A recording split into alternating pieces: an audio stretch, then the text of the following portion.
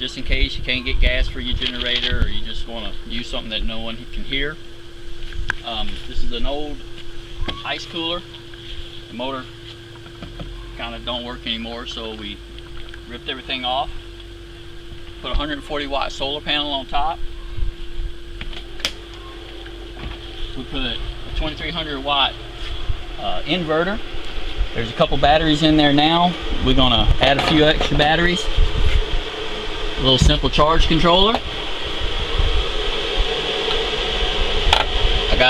This is a fan that come out of an old laptop, don't work anymore, or some computer. And anytime the sun comes out, whenever the panel's producing power, it goes in here and feeds this. Whenever there's no sun, the fan goes off. So we got an external vent. We have a rack to hold cell phones, whatever proper gear that you need. There's a 12 volt jack. So if you gotta plug it in, there's a 12 volt cooler if you have that much sun coming in. There's a liner. Don't really need the liner. There's interior lights. And we have an exterior light.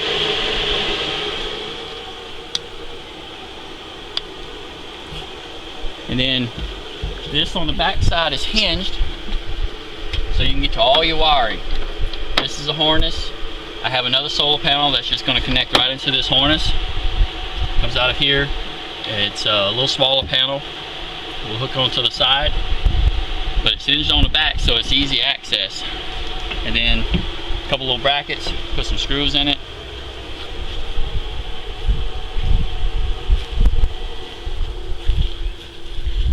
On the back side, we put in it's just a metal box that came out of an old building.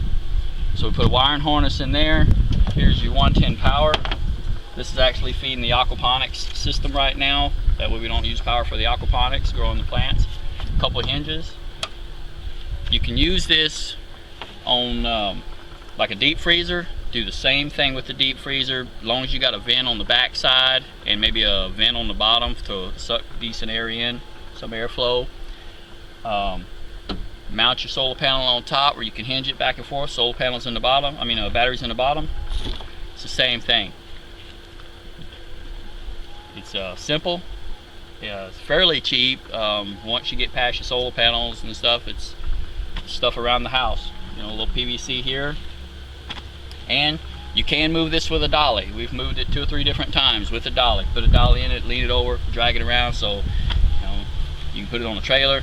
You have power to go. No one needs to know that you have extra power. Power goes out, you don't want no one hearing a generator. This is the key, as long as you got sun. Right now we're getting extra sun. I don't have enough batteries for it. Keep it simple.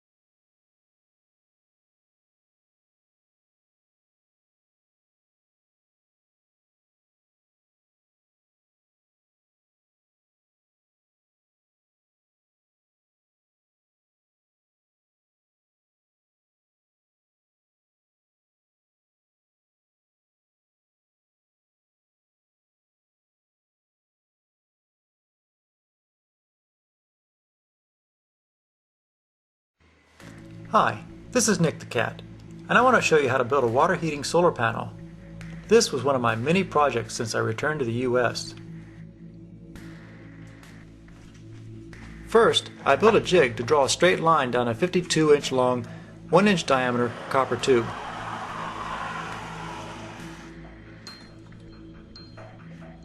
This tube will be a header for a solar panel. Next, mark that line every 2 inches down the pipe for a total of 21 locations, centered around the center of the pipe. Line up all of your headers and mark all the other pipes identically.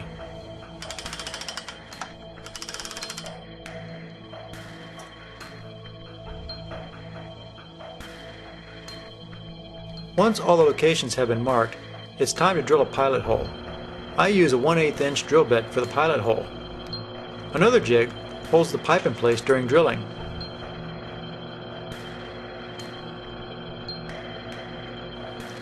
Drill the pilot hole as close to the X as possible in the 21 locations. Then follow up the pilot hole with a larger bit. My small copper tube has a 3/8 inch outside diameter. The smaller copper tube is 1/4 inch inside diameter. It is carefully unrolled on the floor to prevent kinks.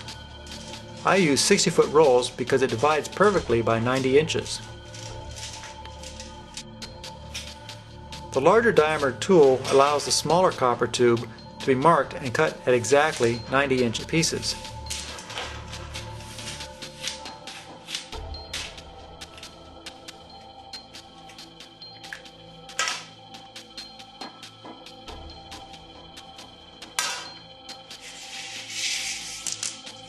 The copper pieces still have bows in them. Carefully bend the copper tube as straight as possible. I have found that smacking against a flat surface does a nice job.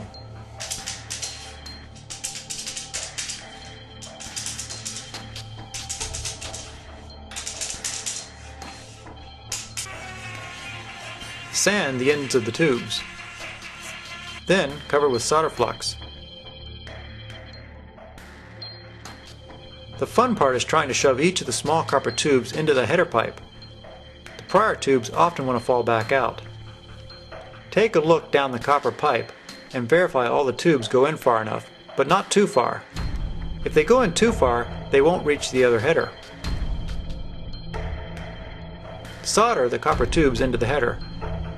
Be sure the header is hot enough or you won't get a good solder joint.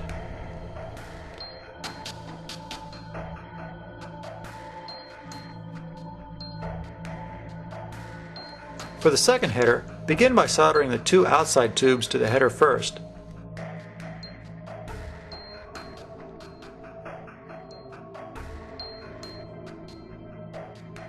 After they've cooled, then shove the rest of the pipes in place.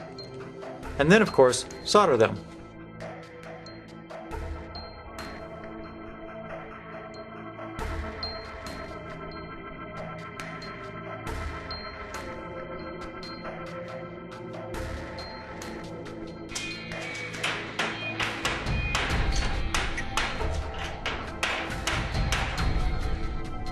Soldering headers indoors is okay, but the next step, soldering 5/1000 inch thick copper sheet to the copper tube, is best done outside due to the amount of smoke you will create.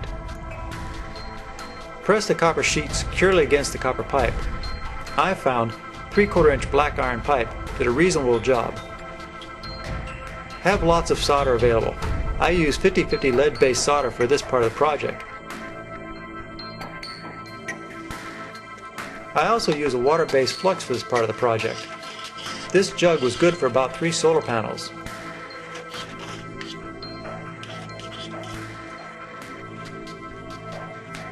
At this point, you can straighten the copper tubes that are wedged between the black iron pipes.